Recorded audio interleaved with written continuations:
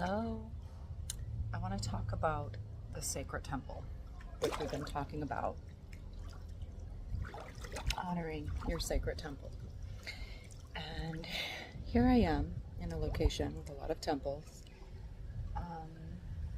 And yet, so much shame still around our sacred temple. And, my last video on temples, I was dogging hard on religion. And I want to recognize that,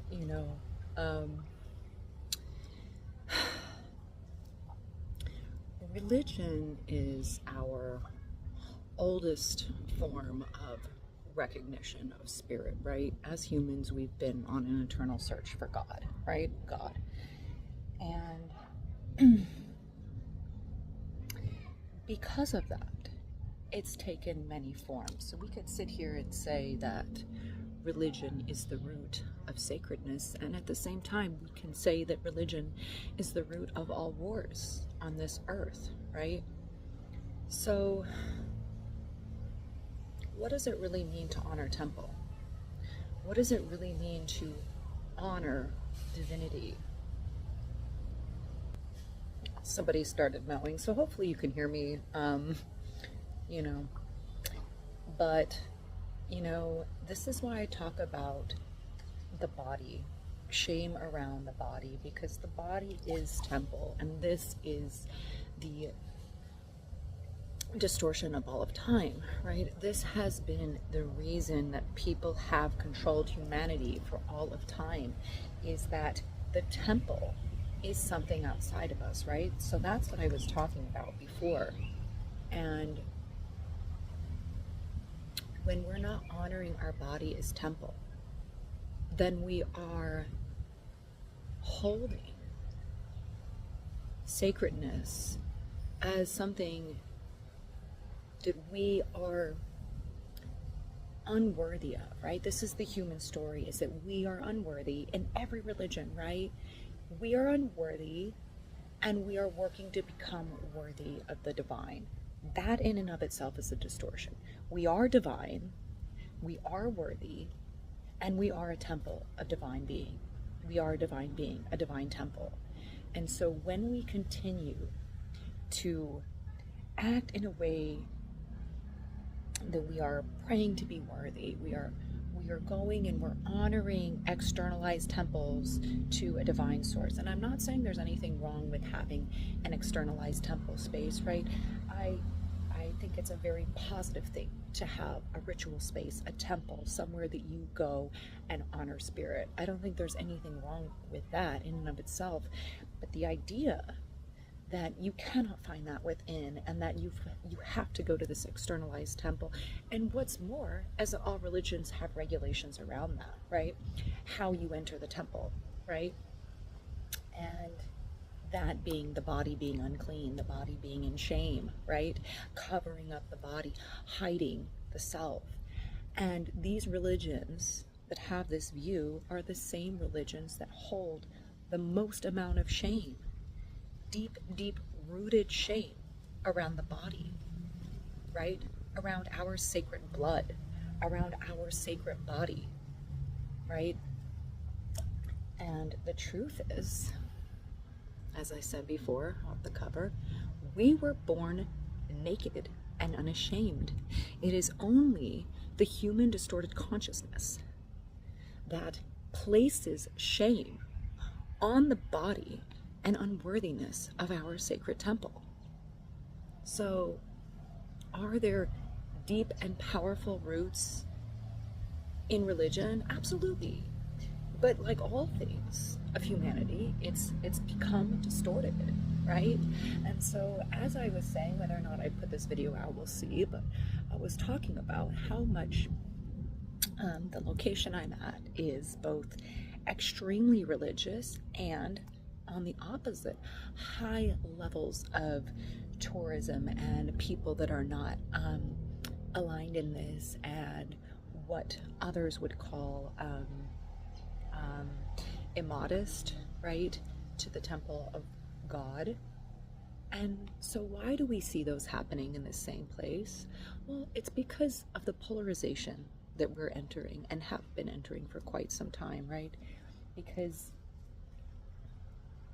when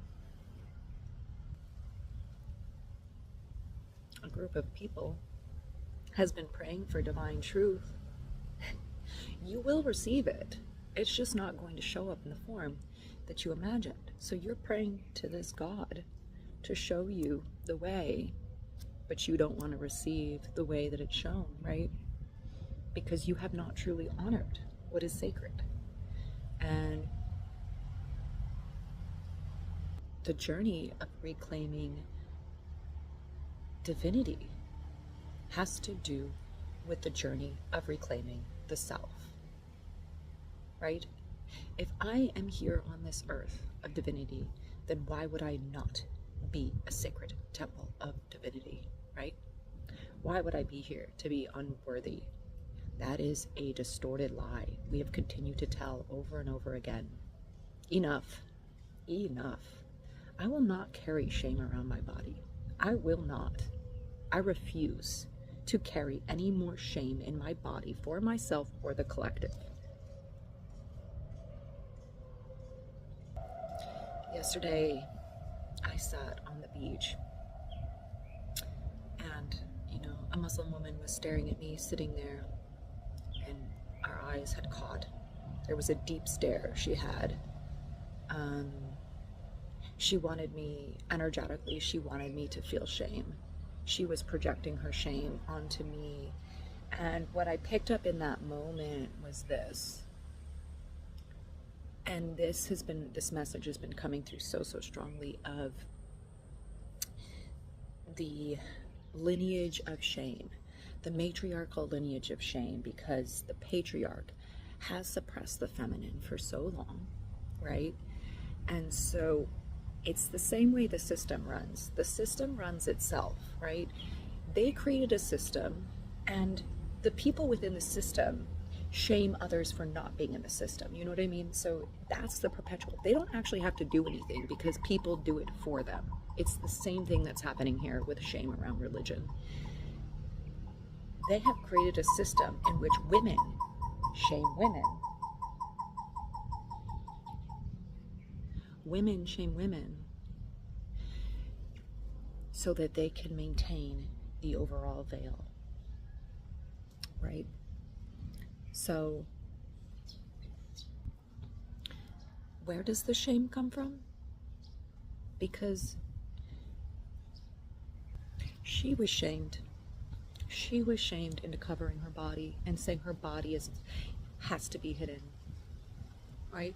She was shamed, and therefore, unable to process that and being suppressed into that, she then returns that shame to other women. And I'm not just talking about one religion. I am using this as a point. This is where the download came through, right? This is in all religions. The irony is being on the completely opposite side of the globe, literally the opposite point of the globe in the US, in a very also religious-centered place. And the same thing was happening. Everywhere you go, women's eyes and their shame over other women for existing. And this is what I've continued to talk about. We, as women, are perpetuating our own oppression.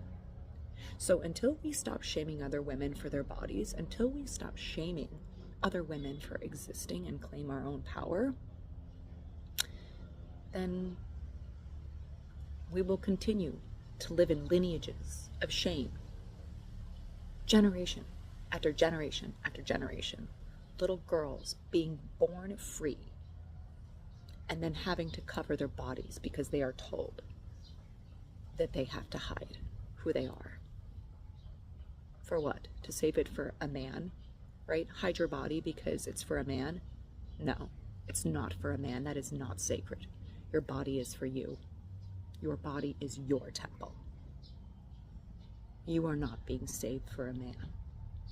You are the divine sacred temple. And why have they kept this from us all of time? Because women are the creative vessel of consciousness. We birth life.